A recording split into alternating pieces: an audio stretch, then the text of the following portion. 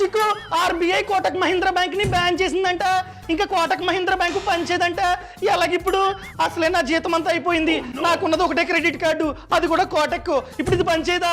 అయ్య బాబోయ్! అరే ఎవడ్రా బ్యాంకు మొత్తాన్ని బ్యాన్ చేశారని చెప్పింది? ఇంకెవరో సునీల్ చెప్పాడు. ఆర్బీఐ ఈ బ్యాంకుకి సంబంధించిన 2 సర్వీసెస్ ని బ్యాన్ చేసింది. ఒకటి, ఇప్పటి నుంచి ఎవ్వరు కూడా ఆన్లైన్ లో సేవింగ్స్ ఖాతాని ఓపెన్ చేయలేరు. ఇన్ని రోజులు సింపుల్ గా వెబ్సైట్ లో లేదా యాప్ లో ఈ ఖాతాని ఓపెన్ చేసుకోవచ్చు. సో ఈ రోజు నుంచి కొత్తగా సేవింగ్స్ ఖాతాని ఆన్లైన్ లో ఓపెన్ చేయడానికి లేదు. కావాలంటే బ్యాంక్ వెళ్ళి మనమైతే ఓపెన్ చేసుకోవచ్చు. అర్థమైందా? ఆల్రెడీ నీకు కనుక సేవింగ్స్ ఖాతా ఉంటే ఎటువంటి ప్రాబ్లం లేదు, నార్మల్ గానే యూజ్ చేసుకోవచ్చు అనమాట. క్లియర్?